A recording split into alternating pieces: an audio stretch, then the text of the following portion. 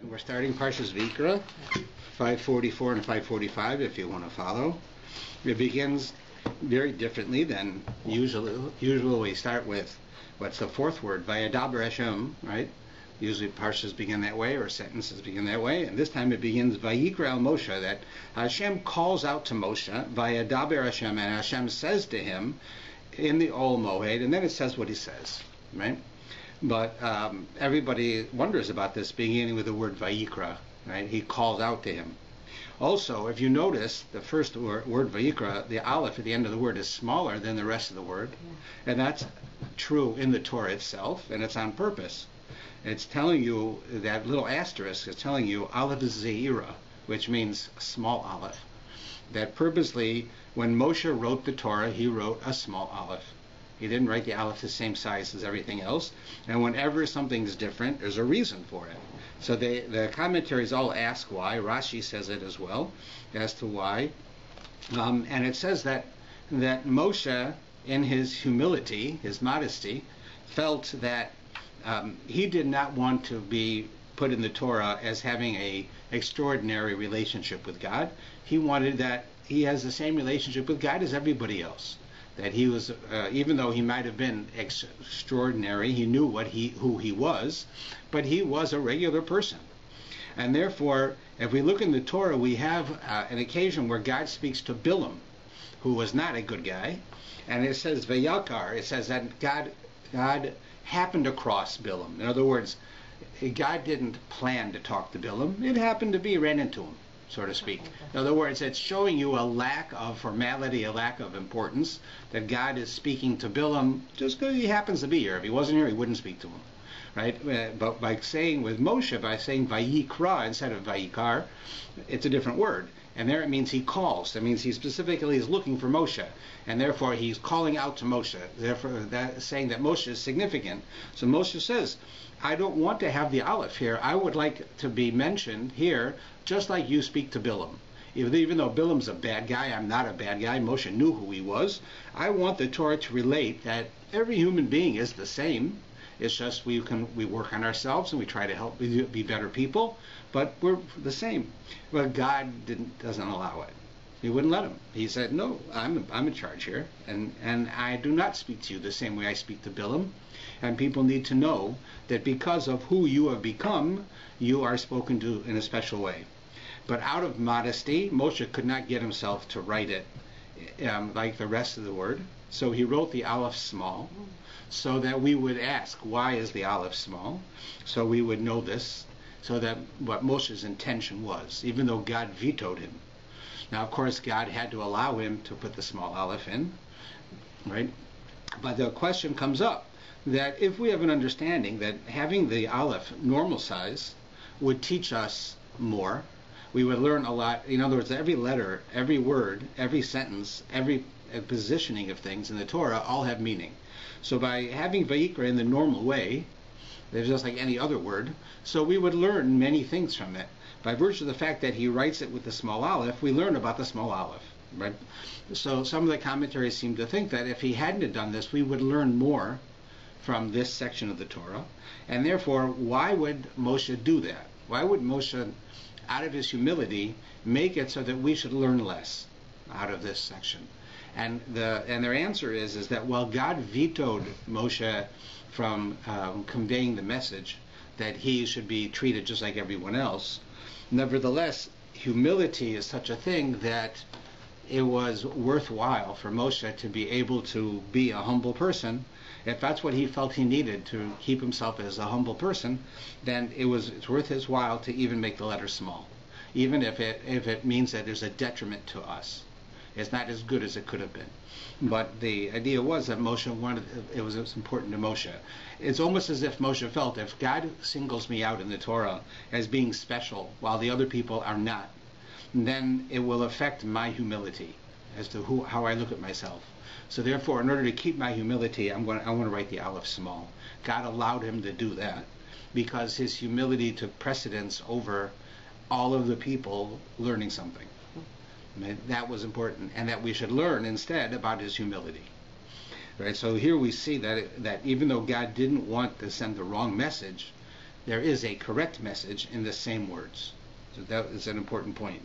So it begins with, right, Vayikra el Moshe, Vayidaber Hashem elav, and God spoke to him, Ol Moed, from within the Mishkan, the tent of meeting, which is a part of the Mishkan, Lemor, and he says the following, Daber el Bnei Yisrael, you should speak to the Jewish people, V'amarta lehem, and say to them, Adam ki yirakov mikem karban lashem min abehem min abakar. Now, he's saying a person who offers a sacrifice, and then it talks about all types of sacrifices, and the rest of the section, and in and out the next number of weeks, we're going to talk about sacrifices.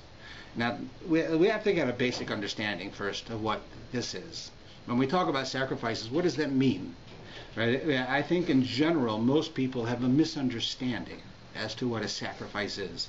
First thing, the word itself is not conveying the right message. The word sacrifice is not a translation of the word karban, which is our word for the same thing. Sacrifice means that you take something of worth, and for whatever reason it is that you do it, you waste it.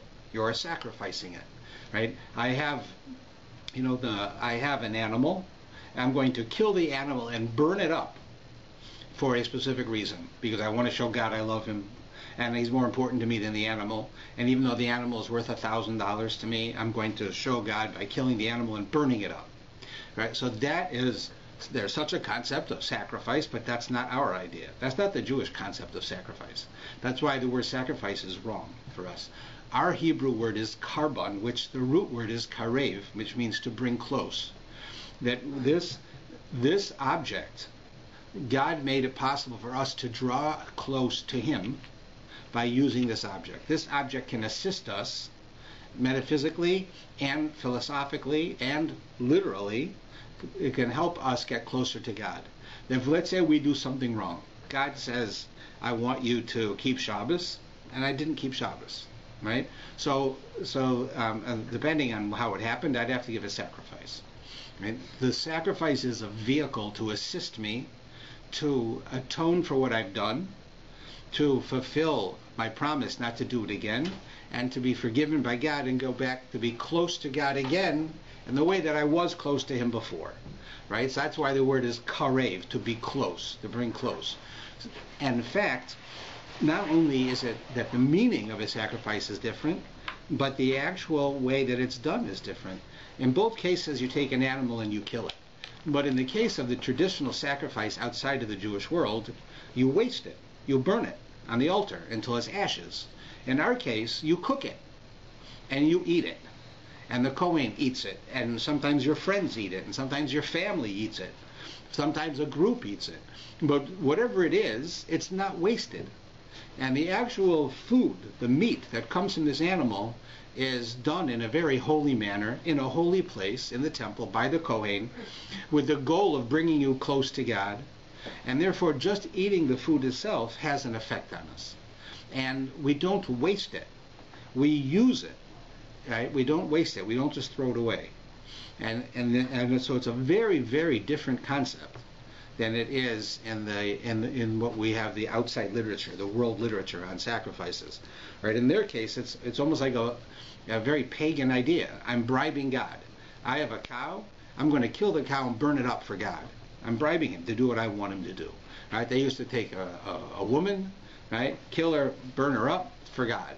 Right? We're going to take this beautiful woman who's never been married and I'm going to kill her for God. It's a bribe. This is a very pagan idea. Right? We don't have such a concept. We would never do this to a human. It has to be a kosher animal that we would eat, we would make use of, we would have some type of gain from, we would give to the Kohen. Right? In other words, we would give this to support people, and we would use it to bring us close to each other and close to God. Primarily, in this case, close to God. And that's the purpose of the sacrifices. Originally, the sacrifices literally did this. Then we don't have a temple anymore, so what do? Like, what happens when I make a mistake? When I do something wrong by mistake, and I want to atone for it? I can't give a sacrifice, we don't have a temple. So it says that today, based on a quote from King David, it says, the words of our mouth are like sacrifices. That is, when we say, like the sections of the Torah that talk about sacrifices, we put it in the prayer book.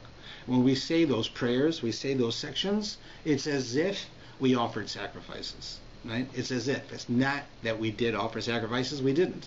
But it's as close as we can get by learning and reciting the sections to deal with it.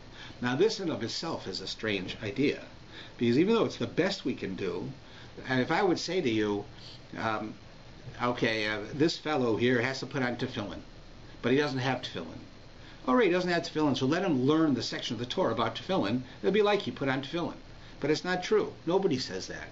The idea is Shabbos is coming, and you can't keep Shabbos for some reason. So you're going to do is you're going to learn the laws of Shabbos as if you kept it. But it's not true. It isn't as if you kept it. So how is it that learning and reciting the section of sacrifices is as if you did it? It's not. So, but the Torah says it is. We learn that. And the reason is, besides the quote from King David, but the idea is that when a person learns Torah atones for us also.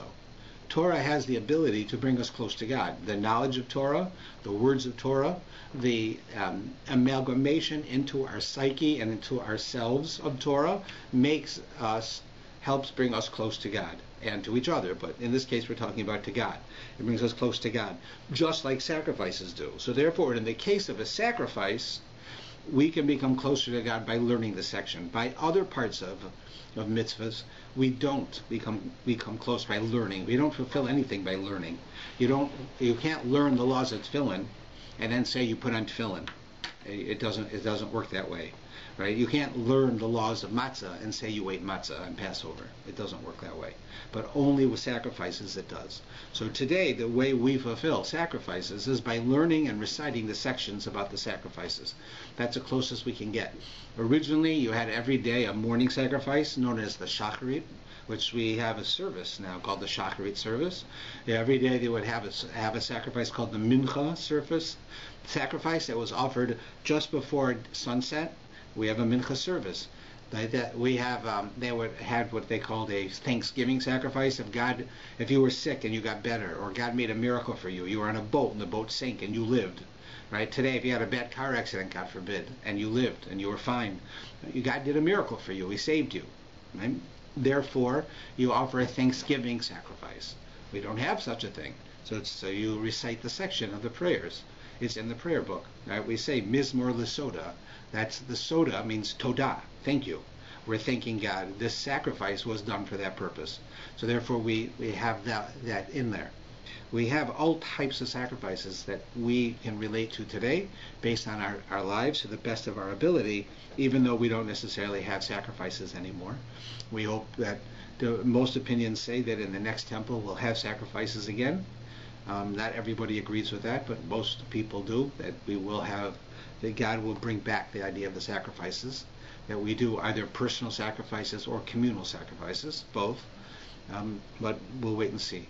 Right, who's right about that when the time comes. In the meantime, either way, we don't have them now. So he goes on to start describing about the different types. If there's an elevation offering, right, he goes through what it means, all different types, and how they do things. And the ritual for offering a sacrifice is extremely specific. It says that the Aaron, representing the Kohanim, will slaughter the animal, and certain parts of the animal are given to the Kohen, and certain parts are given to another person. Certain parts are burnt on the altar. Certain parts are cooked on the altar and given to the owner, who eats it. Right? And the Kohanim eat it. The blood is sprinkled in different parts of the altar at different ways with different fingers. All of these representing very Kabbalistic concepts of atonement. And every sacrifice is a little bit different. And if you see it, it says here, like, he shall lean his hands upon the hand of the offering. So first thing is that he takes the live cow and he rests his weight with his hands on its head. And then it says they would slaughter it, the sons of Aaron, the Kohanim, and then they bring the blood and they throw the blood on the altar all around. So in English, it's not like they just take blood and throw it around. They're not. They dip their finger in and they sprinkle it here, they sprinkle it here, they sprinkle different places. He shall skin the offering and cut it into pieces. Then the sons will make fire in the altar, right? And the sons of Aaron the Kohen will arrange the pieces, the head and the fat on the wood, right? And then they will wash the inside, and then they cook it, and then different people eat it, depending on what it is. And then it goes on. Now, it talks about that there's an idea of offering cattle, which are expensive. Then you have offering sheep, which are less expensive but are also costly. And then you have various sacrifices that are made out of flour or out of birds, come from birds or flour, for people who don't have as much money. Or certain types of sacrifices require different things. But one of the things is that you have birds are offered as sacrifices here on 548 and 549. It says, if one's offering to Hashem is an elevation offering of fowl, he shall bring his offering from turtle doves or from young doves. So these only 2 birds you can use for sacrifice. Most of the occasions that you offer these sacrifices, it was because you were a person who had to offer a sacrifice. You personally had a requirement for whatever reason, and you don't have the money for a cow. You don't have the money for a lamb, so a poor person would give a bird. But it had to be specifically these 2 birds. And the commentaries want to know what's special about a turtle dove, which is a dove, right? Like we see a dove. And then you have a young dove, which is a dove under a year old. Right? Why is it that those 2? Why don't you offer a pigeon? Why don't you offer a chicken? Like, why that? So the commentaries explain that there's a unique thing about each one of these. First thing, the unique thing about a dove is that the Talmud tells us that a dove mates for life, while other animals in general do not. They mate for procreation. There's no relationship between the father and the mother. It's just a physical relationship that happens in order to have children. Right? There's no concept of a meeting of the minds or love or responsibility, nothing like this with animals. But it says that with certain animals, and doves is the example that it gives, they have this idea of mating for life, where they'll mate between them, and there'll be a relationship of some sort, and they will continually mate with the same person every time they mate, and they will have eggs or chicks from that. This is an important thing, because the relationship between the Jews and God is an eternal and a singular relationship. That we don't have other gods. We have one God, just like I have one spouse. And the doves symbolizes the concept of how this animal has one spouse, just like the human who it is representing when I offer the sacrifice has one God. I'm not going to be crazy and start worshiping one God one day and one God the next day. I'm not going to start worshiping multiple gods. I'm not going to worship the God of the people of the country I live in. I'm going to worship one God, the real true God, and that's it. That's like a dove or even a person who's loyal to their spouse. Right? They're totally loyal to the spouse. So too, I'm totally loyal to God. So that's a reason why the dove is used. Why the young dove? So the Talmud says that a young dove has another trait, and that trait is that it always returns to its home. That whatever happens to that dove, it will always return back to its nest. It won't return to another nest. It will return to its nest. In other words, it's an innate part of the animal. It's not something that they think about. It just happens. It's a part of who they are. It's part of they're hardwired for this, that when the young doves will go back to their home. And this also is a concept that we want to learn from the sacrifice, which is why we picked them, is that the Jewish people have a relationship with God, which is the center of their life, and that no matter what happens to us, we always come home. No matter how far away we feel we are from God, and how far we've fallen, and how much we have done things we shouldn't do, and how much we've betrayed our marriage, so to speak, with God, we still will always come home, and God will always accept us. So that's why it says that we use specifically these 2 doves, the baby dove and the turtle dove, because they each have these traits. Right? So the Talmud tells us that they have these traits, even if we would say by looking around that we don't see this. It doesn't really matter. Either it was that they did do it, it was true, and it may still be true, or the concept is that this is the case. This is why we use them, is because of this relationship between the doves and the other dove, or the baby dove and their nest. And this is why we continue to use them. Right? So then you have the last one here on 548 and 549, which is when a person uses flour. Now here there are some sacrifices that are made with flour. There are some sacrifices that you can use flour if you can't afford even a bird, if you're so poor. Now the important point is that whenever you find in Judaism that it does different things for different people, it's trying to be inclusive. Like, for instance, it says that originally one of the ways of getting married was to purchase the right of marriage from the woman. Today we do that by giving a ring. We give a ring to a woman. What we're doing is we're giving an object that has a worth. It's a gold ring. It's worth money. When I give you this ring, I'm buying your right of marriage. You're now married to me. You can't be married to anyone else. So I purchased your right of marriage with this ring, right? So there was a period of time when it was understood that a woman's right of marriage was worth a lot of money. And if you wanted to marry a woman, you had to give her a very expensive thing in order to have that right. But what was happening is that poor people weren't getting married because they couldn't afford to get married. They couldn't afford to buy the right of marriage. So the rabbis made a decree that that the right of marriage is worth a pruta. A pruta is a couple of cents. It was the smallest form of currency at that time. Right? In other words, it might be worth, the entire future of your life, but in financial terms, they wanted it that everybody could get married. Regardless of how much money you had, you should be able to get married. Therefore, they said, in order to purchase the right of marriage, you only have to give her a pruta. If she accepts it, you're married. Right? So today we use a gold ring, right? Just a gold band.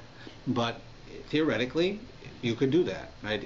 There were cases, that kids, when they go to camp, it doesn't happen as much anymore because it happened a number of times when I was a kid and earlier, that when you go to camp, they have, one of the things that they'll do is they'll make fake weddings at a camp. Well, they'll have a guy and a girl and they'll get married and everybody will dance and they'll have a band, everybody will dress up. It's part of the camp life, right?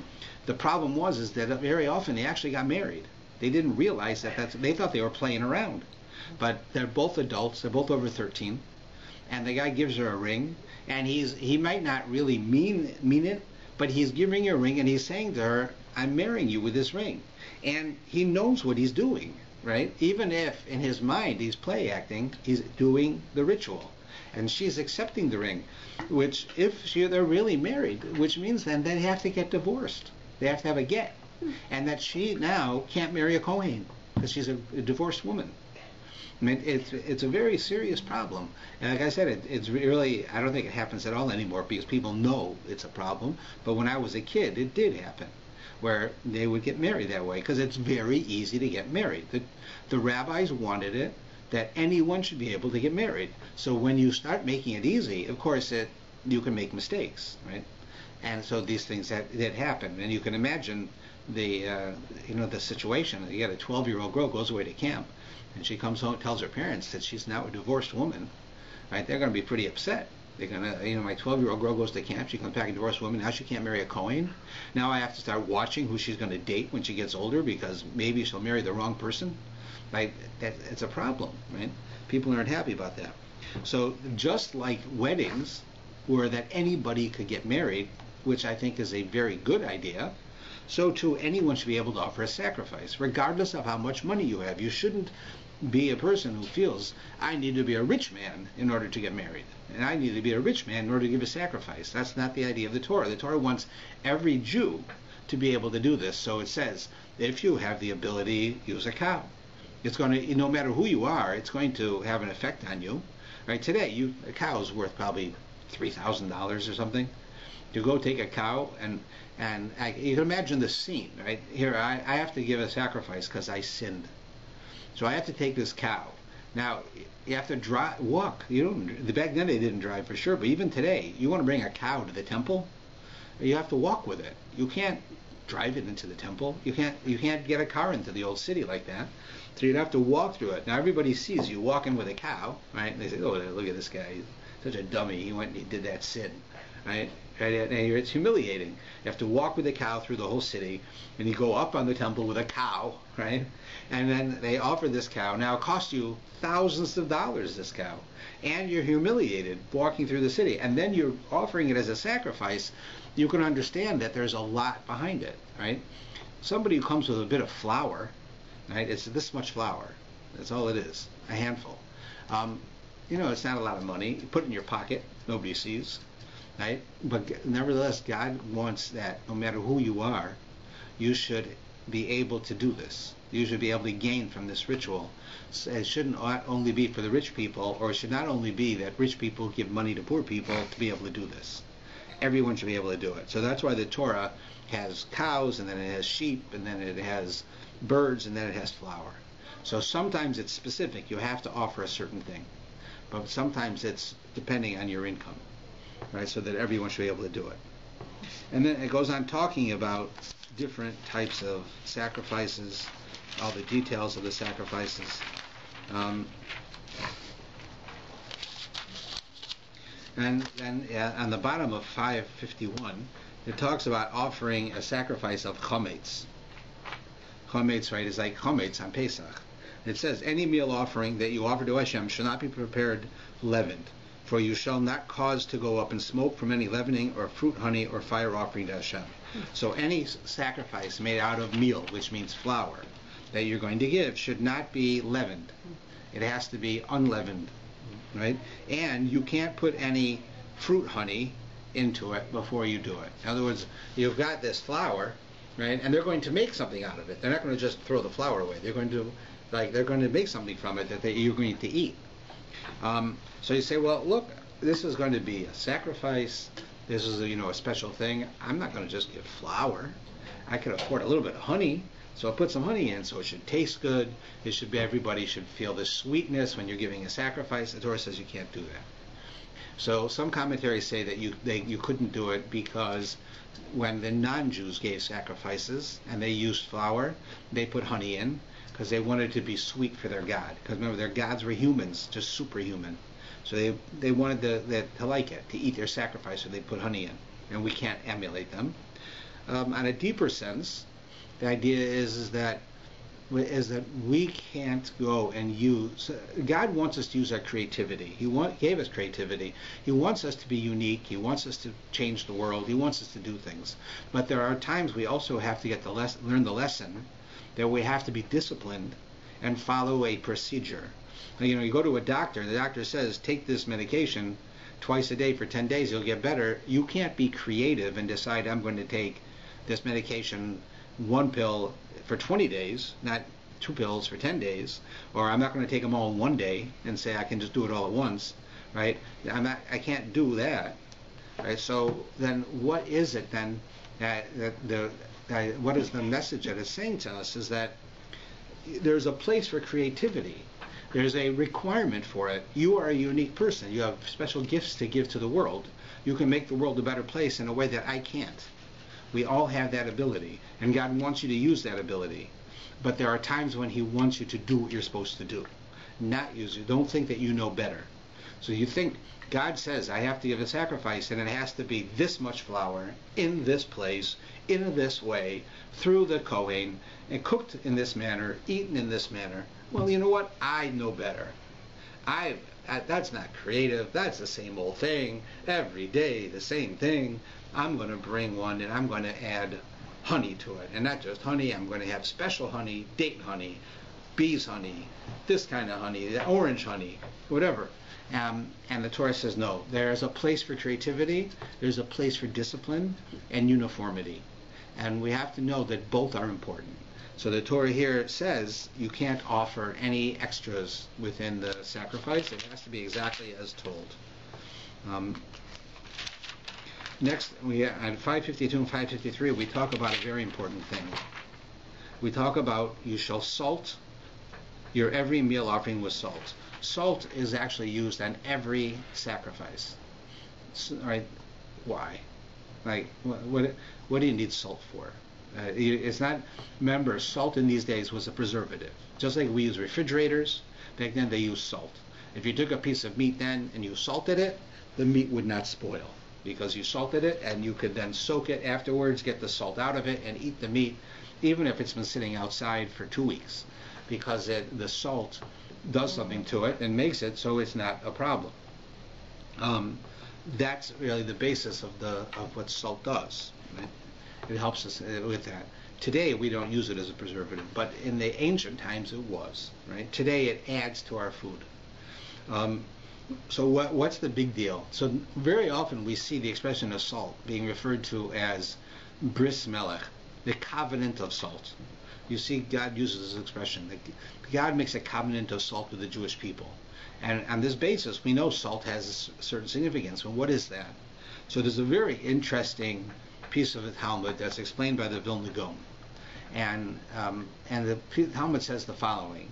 There's a series of debates between the Greek philosophers and the rabbis. And they're written in the Talmud. And they're written in a very cryptic and poetic way. So they're not necessarily written in a literal way. But if you can spend the time to think through, you'll understand it. So you have one where the Greeks went to the rabbis and they said, when salt spoils, what does one salt it with? So understand, salt is a preservative, right? So when the preservative itself spoils, how do you save the preservative? What do you salt it with? So the rabbis answer with the afterbirth of a mule. Right? The afterbirth of a mule. So the problem is, of course, mules don't have afterbirths. They're sterile. A mule is a donkey and a horse that mated and has a child, and that child is sterile. You can't take two mules and make another mule. Mules will not reproduce. Right? That's an understood thing even today, that they won't. So then you can't have an afterbirth because there's no placenta, there's no birth. Right? So that's what the rabbis say back, with the afterbirth of mule. So the Greek philosophers say, but there's no such thing as an afterbirth of a mule. So the rabbis, in very rabbinic fashion, say that who says salt can spoil? And that's the end of the piece. That's all it tells you. So the Vilna Gaon explains it as follows. And through this we understand the significance of salt. Salt is and when it comes to being in the scientific terms, is sodium and chlorine. That's what it's made out of. NaCl, sodium chlorine. Now, sodium is poison. If you ingest sodium, you'll die. If you ingest chlorine, you'll die. Right? But if you put sodium and chlorine together, you create a new substance called salt, which will preserve life. You have to have salt in your life. It will preserve life. It's a preservative. Before refrigerators, it was the only preservative. So you had salt, right? But yet the two pieces of salt are poison, but put them together, they preserve, right? So the Greeks are coming to the rabbis, and they're saying, when the Jews are not following the Torah, right? When the Jews and God are at odds, just like sodium and chlorine will kill you. When God is totally spiritual, the Jews are physical. There's no tie there. And God has no body. God is totally spiritual. He's always here. He's all-knowing. Human beings are physical. They're not all-knowing. They're not everywhere. They're not at all like God. We're very, very different, right? So when God and man are very separate and very much apart, where the Jews are not doing what they're supposed to do, right, to get close to God through the Torah, how do you save it? What do you do? Because the Greeks are looking at the Jews and they're not religious and they're not following the Torah, and the temple's been destroyed.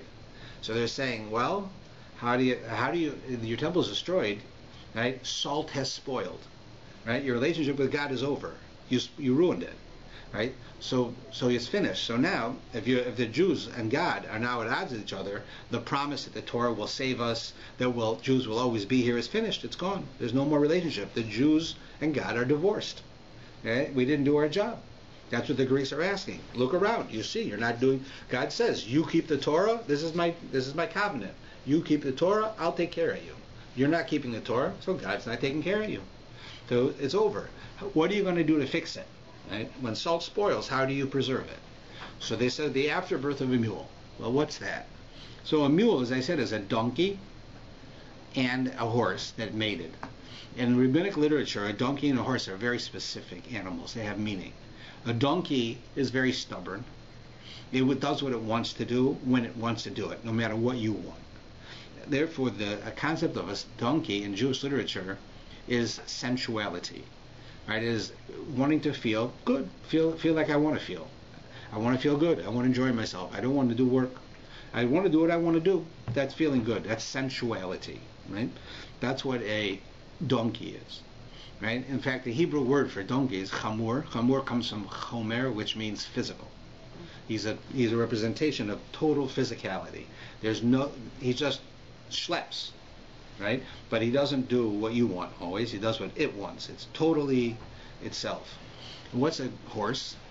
Right, the other half of the equation that makes a mule. A horse is a very beautiful, very proud animal. Kings ride horses. Poor people ride donkeys. Right? The king, right, it's a symbol of royalty that you have that. So what is it in our literature? It's gaiva, arrogance. It's a symbol of arrogance. So if the Jewish people have become so arrogant that they don't need God, or so filled of sensuality that they are not going to listen to God. God says don't eat lobster. They say we like lobster, we're eating it. Right? They're so filled of sensuality and they're so arrogant.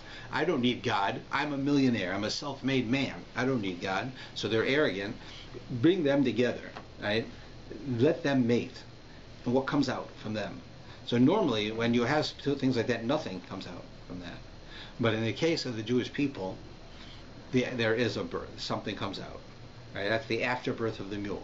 That is to say, the children, the next generation of Jews, even though they're raised by people who are not necessarily religious or might even be evil, they're going to come back. They'll return to Judaism. And they're the ones who will preserve Judaism. That's what the rabbi said. That was their answer. So they're now telling the Greeks, you might think salt spoils, but God, who says salt spoils?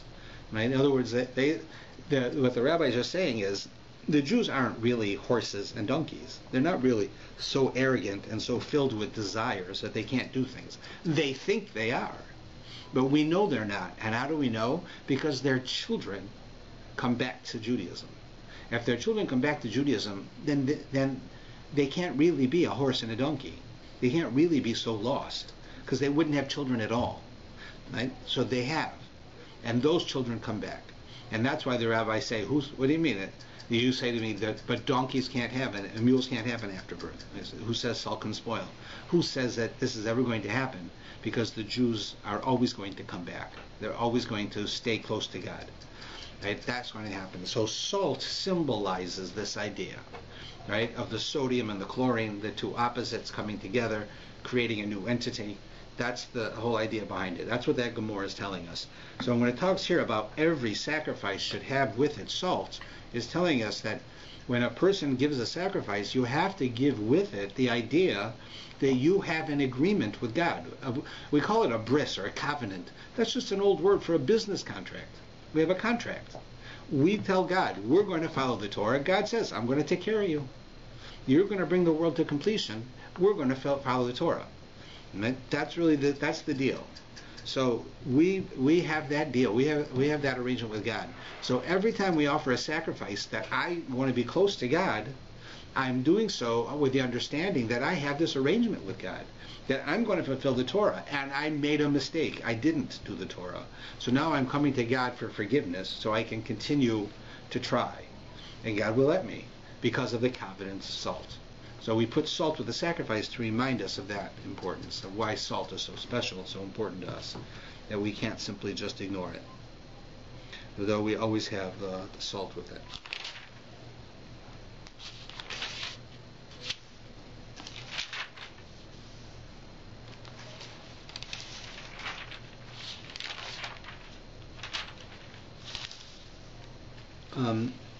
If we look on 558, it says the first line, V'im kol edas Yisrael yishku. Let's say all of the Jewish people make a mistake. All of them. V'nelam devar mi'enei hakahal. And the matter is obscured from the eyes of the congregation. They don't even realize it.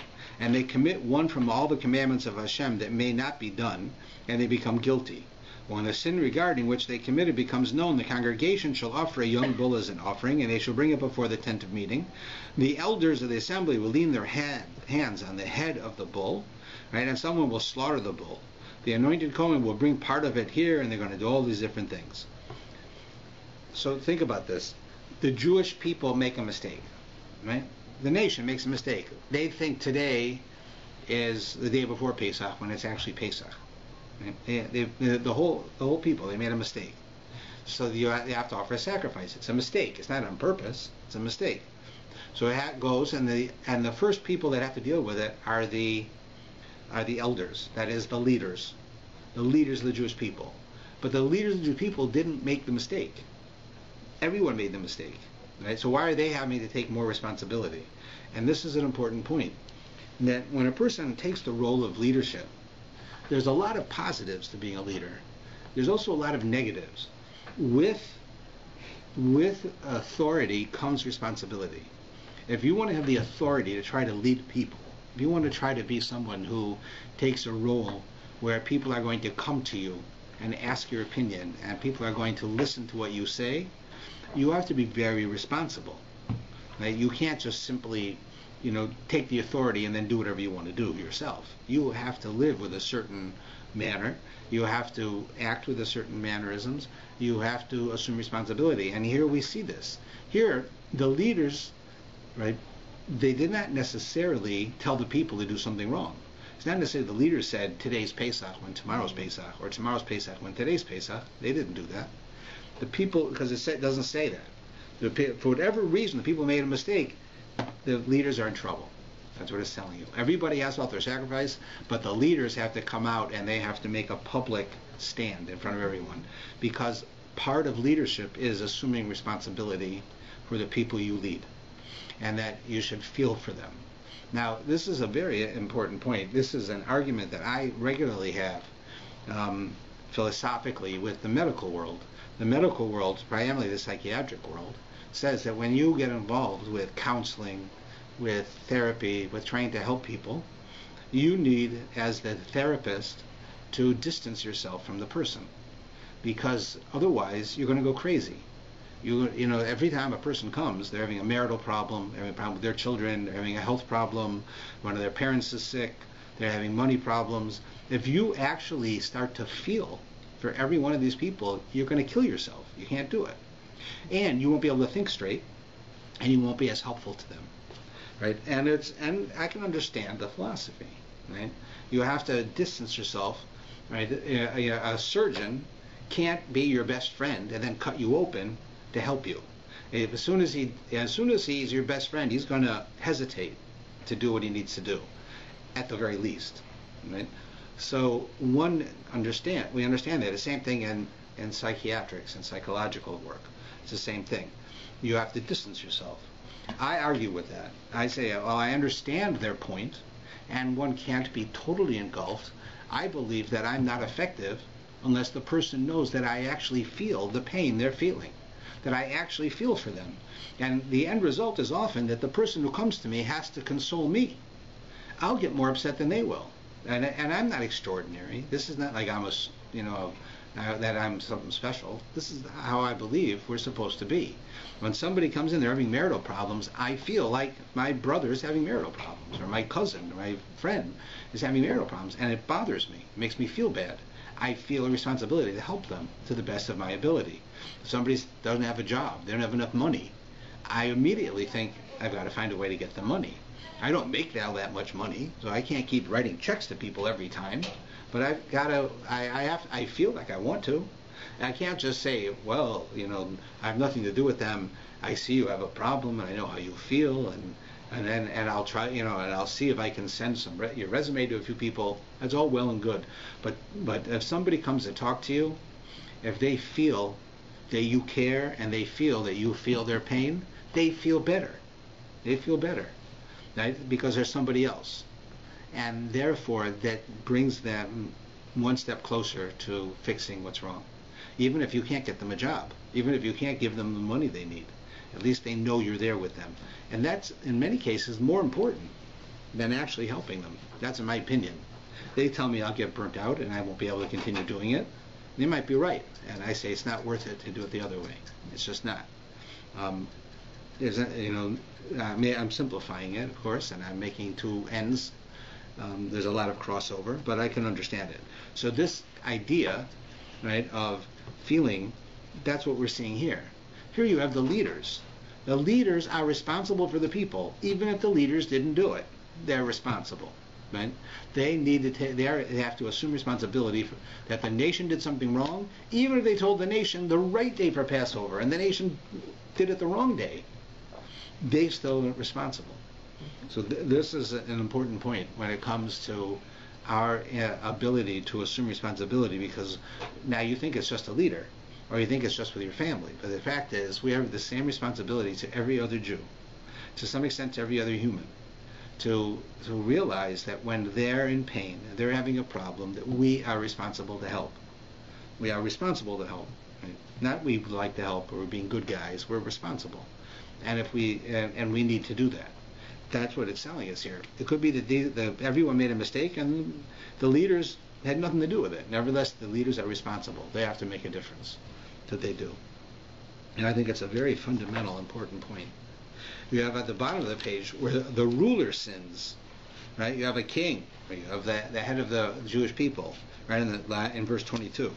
When a ruler sins and commits one from among the commandments of Hashem, his God, that may not be done unintentionally and becomes guilty, if the sin that he committed becomes known to him, he has to do all of the following things. So right here, there's also an amazing idea.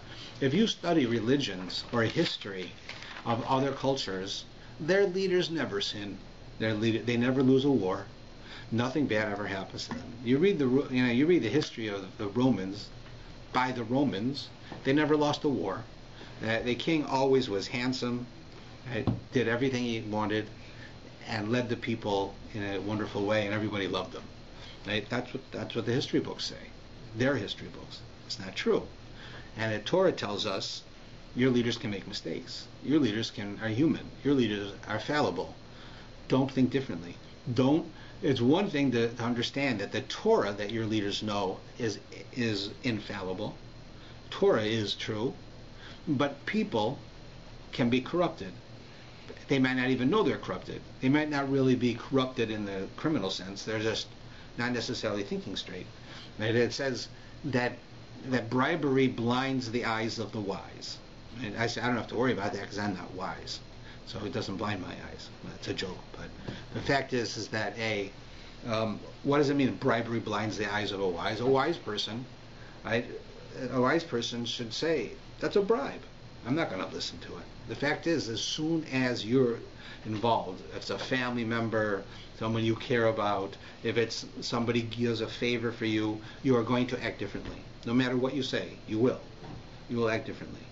And that because we have these types of feelings. Leaders are fallible and can make mistakes. It's an important thing. Moshe makes mistakes. Avram makes mistakes. Yaakov makes mistakes. It's in the Torah. Our leaders make mistakes. And we need to realize that that's the case. That we are not part of a cult that follows a divine leader who can never do wrong, who whatever he says is okay. The Torah is filled with examples that tell us that we have a responsibility to make sure our leaders are in line and that they're doing the right thing, and that our leaders are not infallible.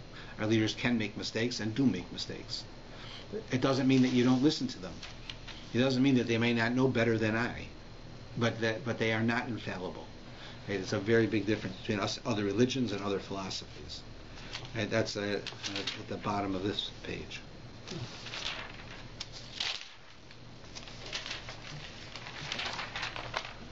Yeah, another important point to know that we keep talking about sinning. You offer sacrifice. You don't give a sacrifice if you sinned on purpose. Only if you sinned by mistake. You also don't give a sacrifice if you sinned against your will. For instance, I'm going to show you 3 ways to do the same sin. Right? You turn the light on Shabbos. Okay?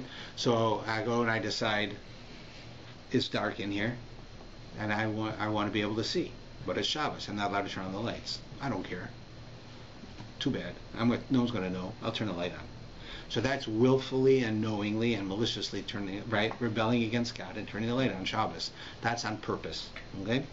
The next one is I wake up in the morning and I'm tired and I have to go to the washroom, so I hit the light switch. Why? Because I'm groggy. I forgot it was Shabbos. I forgot what day it was. So every day I get up and I hit the light switch without thinking when I walk into the washroom. So here I did the same thing. I'm not rebelling. I'm not saying I don't care. I forgot it was Shabbos. Am I at fault? Yeah. I shouldn't forget it's Shabbos. Right? You don't forget to put your pants on when you leave the house. I've never forgotten to do that. So how can I forget that it's Shabbos? Right? But that means I'm not treating it with the seriousness that I should, but I'm not rebelling. So that's the second level. The third level is I walk into my room and I trip over my shoes, which my wife says I should put away, and I don't. And I fall down, and as I'm falling down, my shoulder hits the wall and turns on the light. So there, I didn't do it on purpose. I didn't even do it by mistake. I know it's Shabbos. I did it because of the law of gravity. That's called mistasek. That's the lowest level. That's totally without my intention. I didn't benefit from it. I don't want it to go on. I had no interest in it going on. But the law of gravity made it go on because I fell into it. So how does it work as far as liability? So the last example where you just fell, there's no liability. There might be a message there, right? The message can be put your shoes away. But you have a message there, but you're not responsible because you didn't forget that it was Shabbos and you didn't rebel and say, I'm not going to listen. But now the second one is where you forgot it was Shabbos. So there's no rebellion. You're not trying to show God I'm stronger than you. You're doing right what you think. You're trying to do the right thing. You just forgot. So there, you offer a sacrifice, because a sacrifice can atone for that to help you. Because you were well-meaning, you just made a mistake. You'll repent. You'll try not to do that again. When a person does a sin on purpose, a sacrifice doesn't help. So the lowest level, a sacrifice is not needed. The highest level, purposefully, maliciously doing a sin, sacrifice can't help because you did it on purpose. Repentance can help. You can repent, right, and say, I'll never do it again, and change. That'll help, and God will forgive you. But a sacrifice is only when it's by mistake. That's how it works. So God gave us a vehicle when you do something mistake, and that's why He keeps talking about this idea of mistake or error, or right, without intention. Right? That's what that means. When it's with intention, it's a different story. Right? So that's like when it says, if a person will sin and commit, that's different than if a person sins mistakenly. Right? Now the last section talks about what about if a person sins by stealing? Right? Let's say, on purpose, by mistake. Let's say it's by mistake and they have to offer a sacrifice. Right? The Torah tells us you can't.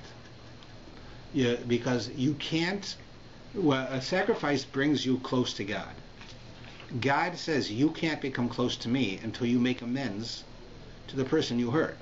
So if you insulted somebody, you stole from somebody, you did something to someone, whatever it was, before you can repair your relationship with God, God says you have to repair your relationship with the person.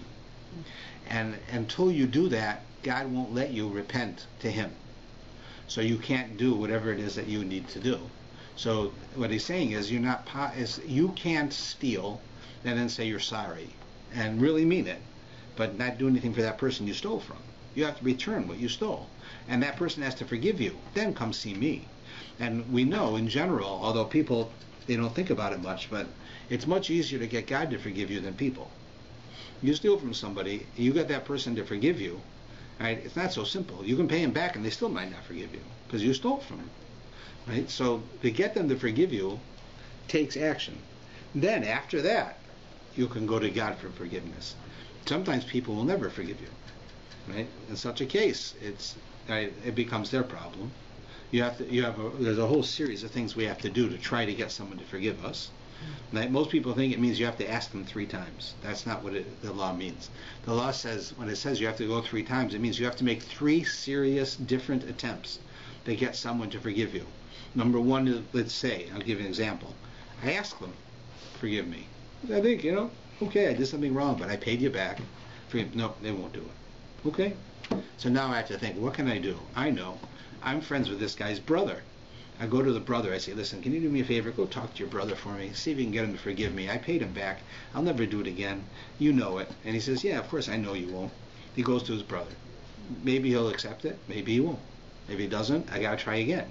So maybe I'll have to wait a year so he's not so upset and send him a gift and say, I know you're not forgiving me for what I did, but I wanted to give you a gift to show you how bad I feel. Maybe by then, when I go and ask him, please, can I have another chance? You forgive me. Maybe he'll give in. If at that point he doesn't give in, where you made 3 different serious attempts over a period of time, it's his problem now. I mean, because you have a mitzvah to to ask for forgiveness. You also have a mitzvah to forgive. So sometimes you can, but most of the time you won't. When you won't, you got to fix that. Right? So that's what it is talking about. So if someone steals from you, before God will forgive them, they got to pay you back, and you have to forgive them. Right? You want to be, a pain.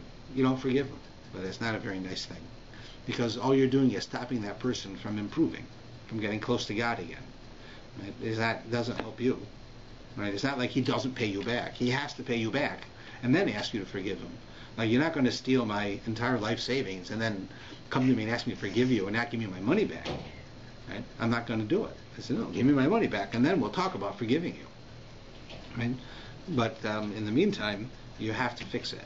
Then you have to get forgiveness. So it's an important concept, so that there's no idea that I can sin and then I can go in and get God to forgive me. Like, you have in some religions, so you do whatever you do, and then you go in and you confess your sins, and then it's fixed, right? But there's nothing in there about paying back the person or getting the person to forgive you. Nothing. So that's a problem. Now, that doesn't mean that there isn't things in that religion. Smart people would probably say you should do that. It's not like they're against it, but it's not part of the ritual. With us, it's necessity. So we have to realize that when you sin to a person, when you do something wrong to a person, it's much harder to get forgiven than it is if you do something against God. To forget to say Shema one day is a serious problem, but God will forgive you if you really mean well and want to fix it. But to go and humiliate somebody and then want them to forgive you is not necessarily as easy. Right? Then people are not as forgiving.